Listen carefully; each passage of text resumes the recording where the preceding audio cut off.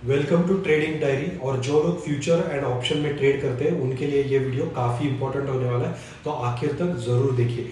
जैसा कि हमें लग रहा था कि 30 तारीख को जो सेबी का जो पेपर आया उसमें बहुत सारे जो है वहाँ पे प्रॉब्लम्स दिखाए गए थे फ्यूचर्स एंड ऑप्शन को लेके, जहाँ पे 93% जो लोग हैं वो ऑप्शन ट्रेडिंग में या फिर फ्यूचर्स में जो है वो लॉसेस करते हैं, ऐसा सेबी ने बताया था। तो जाहिर था उस पर कोई ना कोई एक्शन सेबी के द्वारा ज़रूर आएगा, तो वही एक्शन आया है और उससे डेरिवेटिव्स में जो ट्रेडिंग होगी उसमें क्या चेंजेस आने वाले हैं वही पॉइंट्स हम बुलेट पॉइंट्स जो है वहाँ पे देखने वाले हैं। सबसे बड़ा जो चेंज आया है वो मार्जिन का आया है, जहाँ पे अभी जो मार्जिन में जो ऑप्शन में जो मार्जिन लगते थे वो अभी डे 1 पे हमें 100% देना होगा, जो कि बड़े ब्रोकर जो थे वो पहले से ही जो है वो 100% मार्जिन ले रहे थे ऑप्शन बायर की तरफ से। तो यहाँ पे ज़्यादा कुछ जो है चेंजेस हमें देखने को नहीं मिलेंगे, लेकिन जो बड़े चेंजेस हैं वो क्या है वो हम अभी देखते हैं। सबसे इम्पोर्टेंट पॉइंट जो ये है कि यहाँ पे एक्स्ट्रा मार्जिन देने पड़ेंगे जो कि ऑप्शन सेलर्स होंगे उनको एक्सपायरी के दिन। जी हाँ दोस्तों, एक्सपायरी के दिन अगर आपने ऑप्शन जो है कोई भी ऑप्शन जो है वो शॉर्ट किया है तो वहाँ पे आपको 2% एक्स्ट्रा मार्जिन देना पड़ेगा, क्योंकि जो वोलेटिलिटी रहती है एक्सपायरी के दिन पे वो ज़्यादा रहती है, तो उसी की वजह से ये जो है एक्स्ट्रा मार्जिन आपको देना पड़ेगा। हो सकता है कि इस रूल का जो है मिसयूज जो है वो ब्रोकर करे और उसके ऊपर जो है आपको पेनल्टी लगाए, तो यहाँ पे देखना होगा कि इसके ऊपर जो है ब्रोकर के ऊपर भी कोई सेबी जो है वो रिस्ट्रिक्शन लाती है या नहीं। तो इसके आगे का अगर हम जो पॉइंट देखें वो ये है कि जो कॉन्ट्रैक्ट की जो साइज है फ्यूचर कॉन्ट्रैक्ट की और ऑप्शन कॉन्ट्रैक्ट की, वो भी बेसिक साइज जो है वो बढ़ा दी गई है। फ्यूचर कॉन्ट्रैक्ट की अगर हम बात करें तो 15 लाख जो है वहाँ से स्टार्ट होके अभी 20 लाख तक जो है वो कॉन्ट्रैक्ट साइज जा सकते हैं, जो कि अभी जो है 5 to 10 लाख के बीच में है। तो यहाँ पे बहुत बड़ा जंप हमें देखने को मिलेगा और उसका इम्पैक्ट ये रहेगा कि जो मार्जिन्स रहेंगे फ्यूचर बाय करने के लिए या फिर फ्यूचर सेल करने के लिए वो काफ़ी ज़्यादा बढ़ेंगे। ऑलमोस्ट आप कह सकते हो कि मार्जिन जो है वो फ्यूचर में ट्रेड करने के लिए अभी डबल लगेंगे। तो ये एक बहुत बड़ा जो है चेंजेस यहाँ पे देखने को हमें मिल सकता है। इसके आगे का पॉइंट देखते हैं।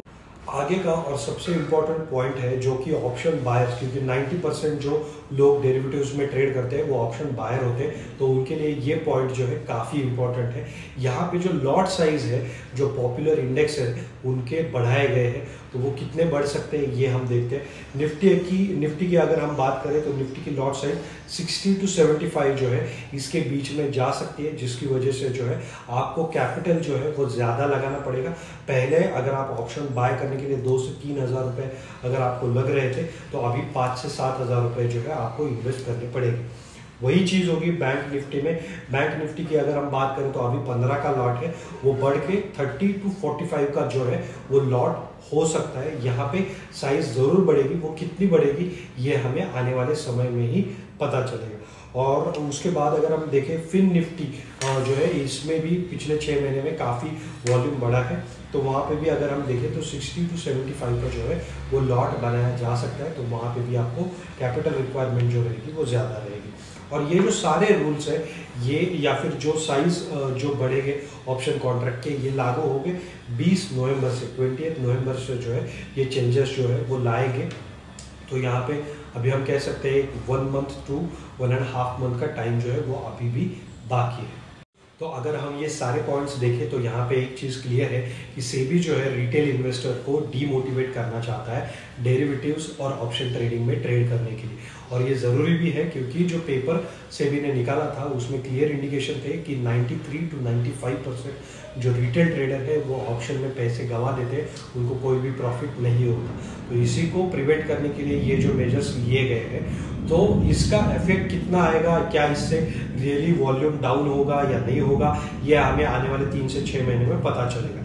लेकिन जहाँ तक सेबी की कोशिश है तो वहाँ पे अगर वो सेबी वहाँ पे जो है सक्सेसफुल हो जाता है तो वहाँ पे हमें लिक्विडिटी में थोड़ी गिरावट जो है वो बिल्कुल देखने को मिल सकती है, लेकिन ये अच्छा मेजर है रिटेल इन्वेस्टर के हिसाब से।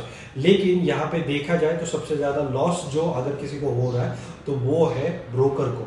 तो वो ब्रोकर जो है, अगर आप 3-4 लॉट में ट्रेड करते हो तो उनको ज़्यादा ब्रोकरेज मिलता है, लेकिन अगर अभी आप कम लॉट में ट्रेड करोगे तो उनका जो वॉल्यूम रहेगा, जो भी उनका रेवेन्यू रहेगा, उस पर ज़रूर यहाँ पे इम्पैक्ट आएगा। और हो सकता है वो कवर करने के लिए जो है पीक मार्जिन पेनल्टी है या फिर कुछ अलग तरीके के जो चार्जेस है, वो हो सकता है कि सेबी जो ब्रोकर्स है वो यहाँ पे रिटेल इन्वेस्टर को लगा सकते हैं। तो वहाँ पे अवेयर रहने की काफ़ी ज़रूरत है रिटेल इन्वेस्टर को कि जो ब्रोकर है उनके ऊपर भी सेबी ने कुछ रिस्ट्रिक्शन या फिर कुछ रूल्स लगाने चाहिए कि आप ऐसे एक्स्ट्रा चार्जेस या फिर किसी भी कोई भी पेनल्टी अपनी तरफ से लगा के जो है रिटेल इन्वेस्टर के पैसे नहीं निकाल सकते। तो इसके बारे में भी हो सकता है आने वाले 1 से 2 महीने के बाद जो है वो कुछ रूल बुक हमें देखने को मिल सकती है।